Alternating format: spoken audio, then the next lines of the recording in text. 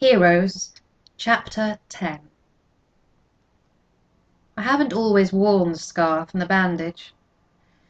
In the hospital in England, in its grounds and in the surrounding countryside, I enjoyed the sting of air on my flesh, once the bandages were removed. I had barely glimpsed myself in mirrors, windows or glass doors, until the day I went on a 3-day pass in London. Walking through the bright sunshine of a spring day, I was disappointed because London had always been linked in my mind with foggy days and evenings and either Jack the Ripper or Sherlock Holmes stalking through the shadows. I headed for Baker Street, hoping to find 221B, even though I knew that address existed only in the stories of Conan Doyle. As I walked along, I became aware of people coming upon me and turning away, or giving me wide walking space. A small boy, holding his mother's hand, suddenly cried out and pushed his face into his mother's skirt. I wondered what had scared him, until I saw him peeking at me again with one big eye, before bursting into tears.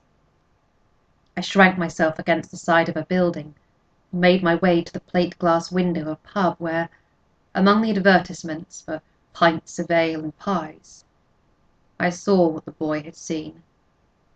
My face. No face at all, actually.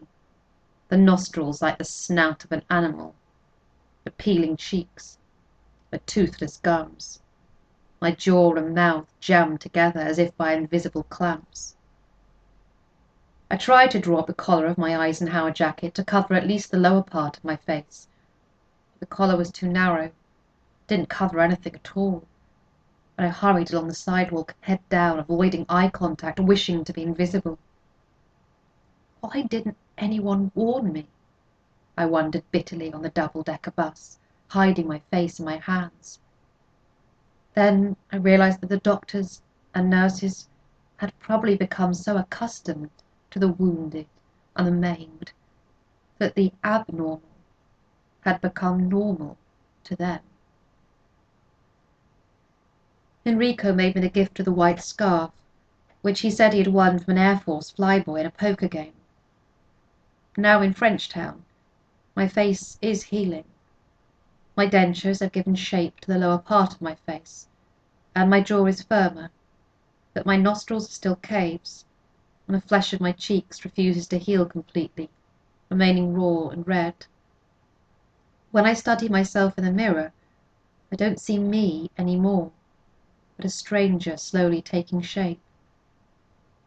The truth is that I don't care whether I heal or not, because I know that it doesn't matter.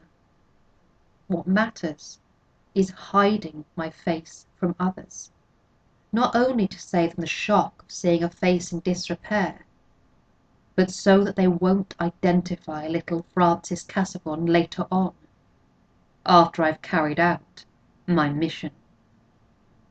Now, each day when I wake up, I know that this might be the day when Larry LaSalle will show up and I start to close doors.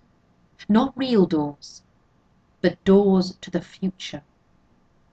I take out the address and telephone number of Dr. Abrams in Kansas City and burn it in the kitchen sink. Next is a list of veterans' hospitals that Enrico handed to me when I left England. "I'll be in one of them," he told me, "until I find the proper method of disposal." I knew what he meant by disposal, because I'd already planned my own method, after my mission was completed. I watched the frames eating up the list of hospitals. Goodbye, Enrico. The smell of ashes fills the air, a damp incense burning for Larry LaSalle's homecoming. His second homecoming.